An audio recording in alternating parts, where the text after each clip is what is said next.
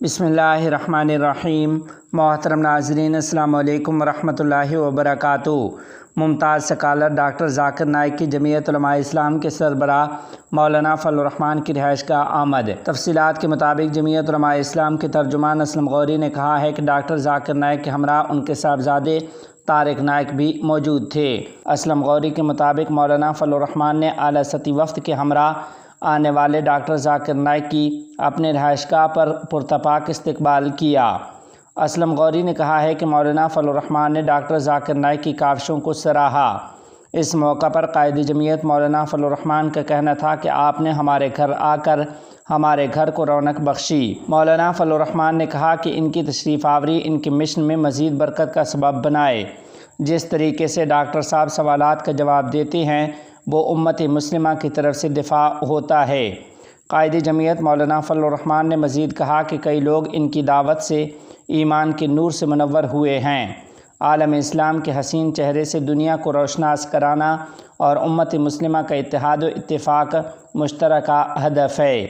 مولانا فضل الرحمان نے کہا کہ ڈاکٹر ذاکر نائک صاحب یہاں مہمان نہیں بلکہ میزبان ہیں، یہ ان کا اپنا گھر ہے۔ دوسری جانب ڈاکٹر ذاکر نائک صاحب کا کہنا تھا کہ مولانا فضل الرحمان صاحب سے ملاقات میری خواہش تھی جو آج اللہ کریم نے پوری فرما دی ہے۔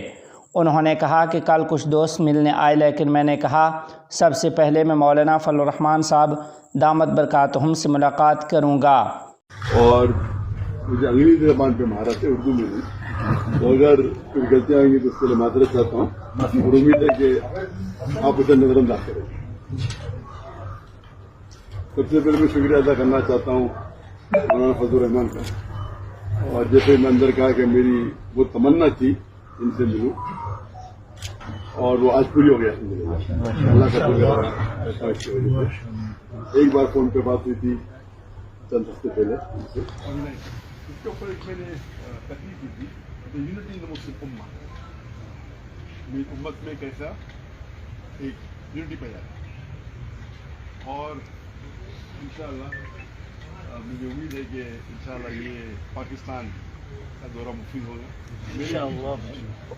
اللہ سے دعا کرتا ہوں کہ جو بھی تھوڑی بہت میں تقریر کر لیتا ہوں اللہ اسے قبول فرمائے، اور چاہتا ہوں کہ آپ سب میری دعا کریں اللہ تعالیٰ اس دنیا اور آخرت میں مجھے انشاءاللہ ذاکر نائک صاحب نے کہا کہ میرے نزدیک سب سے اہم پیشہ ڈاکٹری کا تھا، پھر قرآن کریم کا ترجمہ پڑھا تو معلوم ہوا کہ سب سے اچھا پیشہ دعوت کا ہے۔ مولانا فضل الرحمان کی امت مسلمہ کے اتحاد کی کاوشوں کو سراہتا ہوں۔ ڈاکٹر ذاکر نائک صاحب نے کہا کہ مولانا فضل الرحمان صاحب کی رہائش گاہ میں اپنائیت محسوس کر رہا ہوں۔ ترجمان جمعیت علماء اسلام اسلم غوری نے کہا کہ مولانا فضل الرحمان نے معزز مہمان کو گلدستہ پیش کیا اور تحائف بھی دیے ہیں، جبکہ ڈاکٹر ذاکر نائک صاحب نے مولانا فضل الرحمان صاحب کو پرفیوم کا تحفہ دیا۔ ڈاکٹر ذاکر نائک نے مولانا فضل الرحمان کی اقتداء میں نماز مغرب بھی ادا کی۔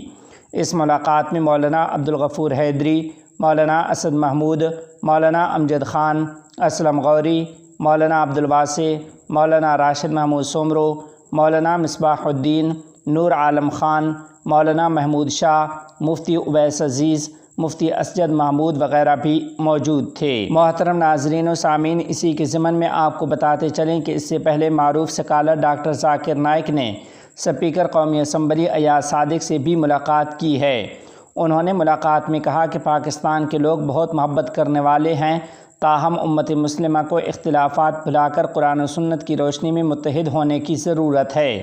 ملاقات میں امت مسلمہ کو درپیش چیلنجز، بین المذاہب ہم آہنگی سمیت دیگر امور پر گفتگو کی گئی۔ اس موقع پر سپیکر قومی اسمبلی ایاز صادق کا کہنا تھا کہ اسلام مکمل ضابطۂ حیات ہے، اسلامی تعلیمات امن، رواداری اور محبت کا پیغام دیتی ہیں۔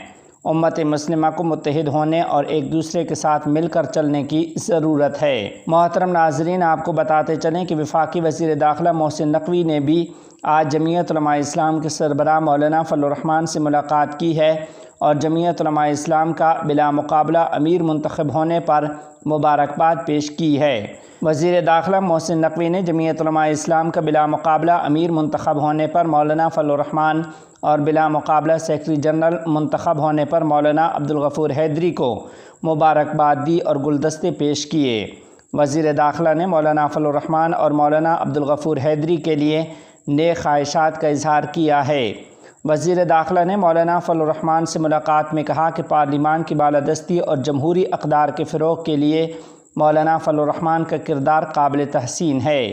مولانا فضل الرحمان زیرک، مدبر اور دور اندیش سیاسی رہنما ہیں۔ مولانا فضل الرحمان کی قیادت میں جمعیت علماء اسلام نے اصولوں پر مبنی سیاست کی ہے۔ محسن نقوی کا کہنا تھا کہ مولانا فضل الرحمان کی اپنی جماعت اور پاکستان کے لیے گراں قدر خدمات ہیں۔ مولانا فضل الرحمان سینئر ترین سیاستدان ہیں اور پاکستان کی سیاست میں ان کا بلند مقام ہے۔